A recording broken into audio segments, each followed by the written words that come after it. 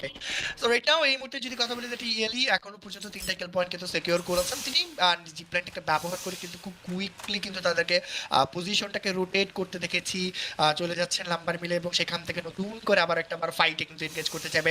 সামনে কিছু শ্যাডো রয়েছে, অপেক্ষা করছে রবিউলদের উপরে আক্রমণটা যেন না হয়ে যায়। প্লাজমাতে কতটুকু প্রস্তুত, স্নাইপার হাতে ব্যাকহ্যান্ডে রয়েছে, ফ্লাশ চেষ্টা করবে এই মুহূর্তে কিল পয়েন্টটাকে সিকিউর করতে, বাট না সেটা তো হলো না। হাতে তুলে নিয়েছেন ম্যাক্স 7, ওয়ান প্লেয়ার একটা ব্যাটল, ম্যাক্স 7 এর চার্জ, ব্যাক সেভেন দিয়ে কিন্তু প্রেসার ক্রিয়েট করতে চাইবে। ওয়ান বের একটা ফাইট ফ্ল্যাশের জন্য, flash flash flash, one on reflect show, সামনে হাতে P90 ভার্সেস কিন্তু ভিএসএস কাতে। ও মাই গডনেস, ভিএসকে 94 তুলে নিয়েছেন এই মুহূর্তে। আবার কেন ক্লোজ দিতে ভাই, ব্যাক সেভেনটা দিয়ে আসলে চার্জ আপ করাটা দরকার। শ্যাডোর এগেইনস্টে লড়াই করতে হলে এই মুহূর্তে সেটা কিন্তু ইম্পর্টেন্ট। ওয়ান বের একটা ব্যাটল পয়েন্ট, শেষ পর্যন্ত সামনে থাকা প্লেয়ারটি আসলে বিজয়। শ্যাডো কিন্তু সেখানে বাজিমারটা করে গিয়েছে। শ্যাডো কিন্তু তার দ্বিতীয় কিলটাকে সিকিউর করলো এবং ইএলই তারা আরো একটা ম্যান পর কিন্তু হারিয়ে গিয়েছেন এই মুহূর্তে।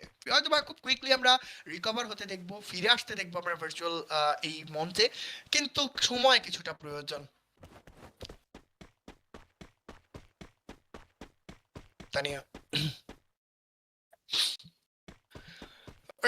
এক্সটিপি এখনো পর্যন্ত কিন্তু যুক্ত রয়েছেন, তারা 3টা কিল পয়েন্ট কিন্তু সিকিউর করেছেন।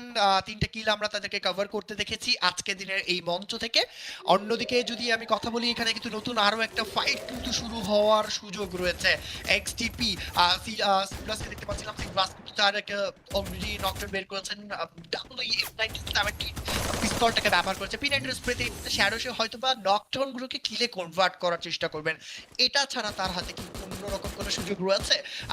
আমি সেটা দেখতে পাচ্ছি না। টিএস শ্যাডো কিন্তু দেখতে পারবো সেখানে কিন্তু যুক্ত থাকতে রাইট নাও সেই নকডাউন বা কিল পয়েন্টগুলোকে সিকিউর করার একটা সুযোগ কিন্তু আমরা দেখতে পাচ্ছি। ইটস এক্সটিপি 5টা কিল পয়েন্ট কিন্তু কভার করেছেন চমৎকারভাবে, কিন্তু আসলে ফিনিশিংটা করতে চাইবে টিম এক্সটিপি। অলরেডি কিন্তু কিলের দিক থেকে ডমিনেন্ট পজিশনে রয়েছে।